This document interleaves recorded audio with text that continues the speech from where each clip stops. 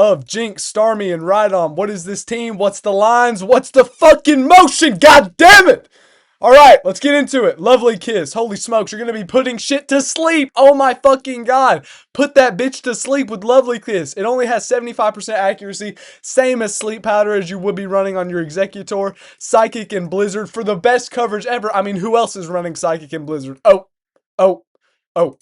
Great Executor coverage, great flying type coverage, great fucking big special tank coverage because Psychic will lower their special.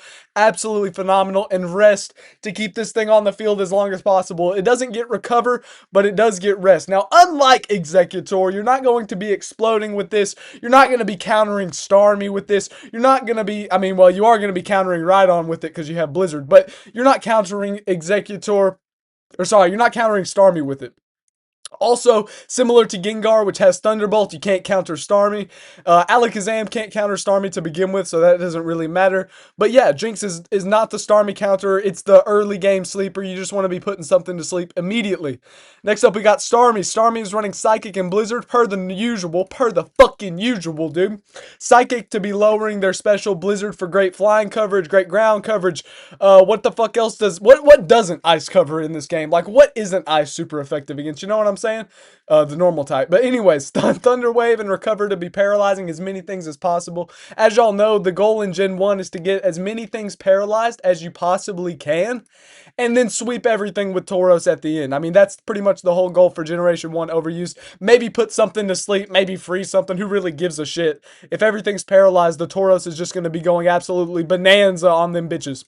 So, yeah, paralyzing is very essential, very crucial in Gen 1, and recovering, keeping the Starmie on the field as long as possible so we can paralyze as many things is absolutely fantastic. Next up, we got Rhydon. What? Rhydon on a team? I can't believe it. Rhydon has Earthquake for good good poison coverage. Body Slam to be paralyzing as many things as possible, similar to the Snorlax. Substitute to be keeping this on the field as long as possible, because you already know bitches in Gen 1 be running a shit ton of ice type moves. Yeah, and Rock Slide for that stab, you know, rock fun time against flying, you know. And in later gens, it has a chance to flinch. There is no flinch hacks in Generation 1, I don't believe. So, yeah, absolutely not doing that for Generation 1. Next up, we got Chansey. Chansey is going to be pretty much your Starmie and Executor killer. I mean, Chansey is just the big special wall. Look at that health. Look at that special. Holy smokes. Ice Beam, Bolt, Thunder, you know, fun shit Chansey over here. Thunderbolt is going to be killing the Starmie, and then Ice Beam is going to be killing Rhydon, Zapdos.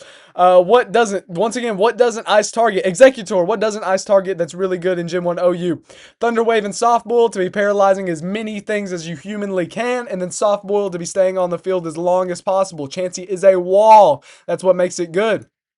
Snorlax gets Reflect and Rest, which also makes it a wall, but it has Body Slam to be paralyzing as many things as possible. If y'all didn't know, Body Slam, a normal type move, actually has more of a chance to paralyze than Thunderbolt does. I'm going to let that one sink in with y'all in Gen 1. But yeah, Body Slam is absolutely broken in Gen 1. 30% chance to paralyze. And then Self-Destruct whenever you do get enough things paralyzed. Get this thing off the field, you know, ASAP. Maybe blow up their Tauros. Maybe blow up their Executor because you don't want them to be putting things to sleep. Who knows?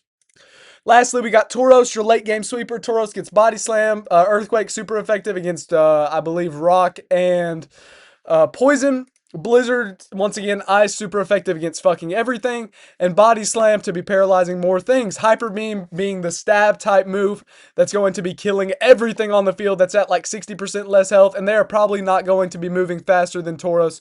So just Hyper Beaming them, getting them off the field would be absolutely spectacular. So what's the line? The line is to put something to sleep as early as you possibly can. Maybe they send out a big, you know, physical tank like Rhydon or something. You want to Psychic and Blizzard that thing down. If they don't, then I would switch into my, you know, Rhydon or my Snorlax over here. I think Rhydon is more like a late game pivot, and Snorlax is more your early game pivot. So you want to be putting the Snorlax out there up front, reflecting, body slamming against their big physical guys, trying to paralyze more things. And then, of course, you can switch into your Chanseys and your Starmies against their big specials and trying to paralyze them as well. And then rhydon is the late game pivot to try and substitute, get more things off the field, paralyze more things with body slam, and yeah, destroy some flying types with rock slide. Then, of course, at the end, hyper beaming everything with low health with the Tauros and blizzarding anything super effective, earthquaking something super effective maybe, just all that fun stuff. All right, that's it for this Gym 1 OU. Hope y'all enjoy.